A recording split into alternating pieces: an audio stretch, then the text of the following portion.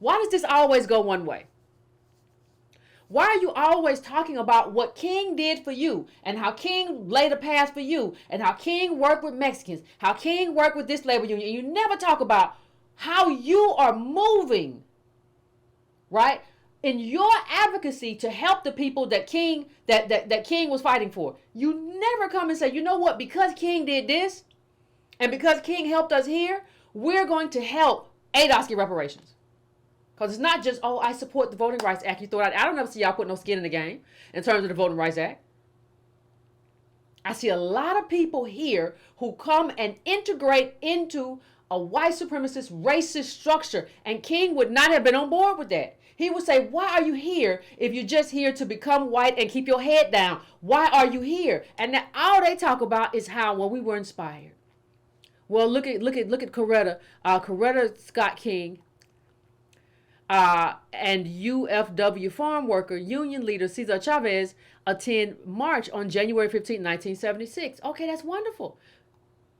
But what you also don't say, and what you also don't include is Chavez's very interesting view on immigration. Like his view on immigration was the same as a lot of people who are now anti-immigration, right?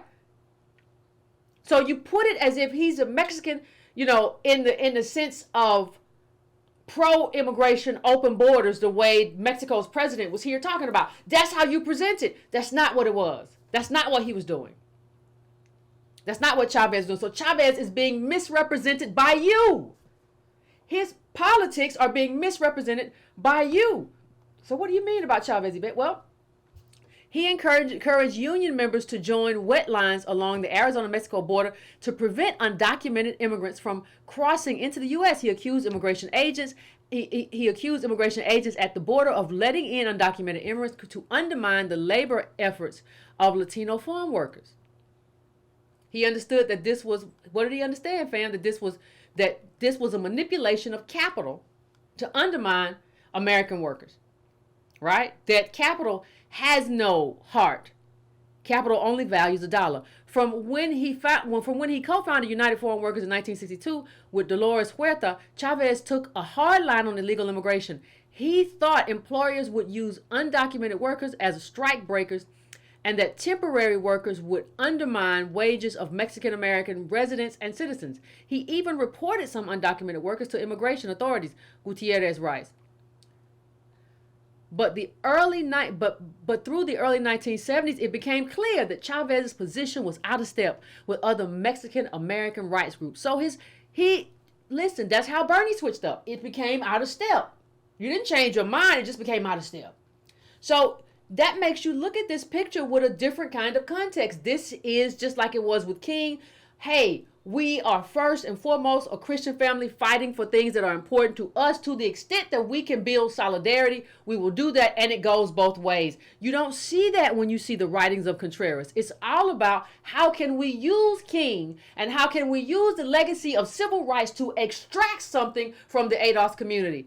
And that is what I find so disheartening about today's politics. That's what I find so disheartening. Like family and friends of Javier Rodriguez hold a small demonstration on Martin Luther King Jr. Day to protest Javier's arrest by ICE agents. That's not the same thing. You are absolutely misusing his legacy, and you are let me tell you what this is. Let's just talk about what this is. This is just lazy. It's just laziness. What King did and what he died for. He built a specific framework, right? In terms of ADOS, what ADOS needed, what ADOS desired, and put it in a Christian framework so you can't be mad at me. Like you can be mad at me, you can sick dogs on me, but really and truthfully, when people around the world look at me and look at you, they're going to see a Christian man in the likeness of Jesus and a bunch of dogs and a bunch of monsters. That's what they see. That's what he was able to do. And he was able to frame that in a way that nobody could say anything. Now, instead of building your own Martin Luther King, instead of saying, listen, and you've had your leaders, Chicano leaders, you've had your leaders, but instead of building that out, everybody has decided that Martin Luther King is a cheat code for the brownwashing. Everybody decided that brownwashing King. Not just whitewashing king. Whitewashing king is just all love and we sing together and it's kumbaya. He wants us all to love each other. And that's the whitewashing of king. It's all about love. The brownwashing of king is I'm not going to build my own leadership. I'm not going to build my own king and take a chance of him getting shot down and white people getting mad at me. They're already mad at you, so let me just use you. If white people are already pissed off at you and they already don't like you, they done already whitewashed king and not made him what he was, so I'm going to just use king. It's a cheat code. Now, the thing that kind of makes this cheat code possible as well, right? The thing that makes this cheat code possible is that we have idiots in our own community, and I mean that word idiot, really, I mean it with all my heart and soul, who don't, listen, if you cannot value something that you don't understand, and you cannot and will not protect something that you do not value. We have been very on the fence, a lot of us, I'm not talking about all of us, about Martin Luther King. Somebody brought it up on this show and said every time King comes around, you get a bunch of goofballs who ain't read nothing but 48 Laws of Power coming around and talking about, man, he all that integration. I think it was the wrong way to go. Every Negro at a barbershop is going to be, I don't know. I wouldn't have done it that way. So you don't value it. Guess what, though? Other people value it and they see the gift that King was. The only people who don't see the gift is people in our own community.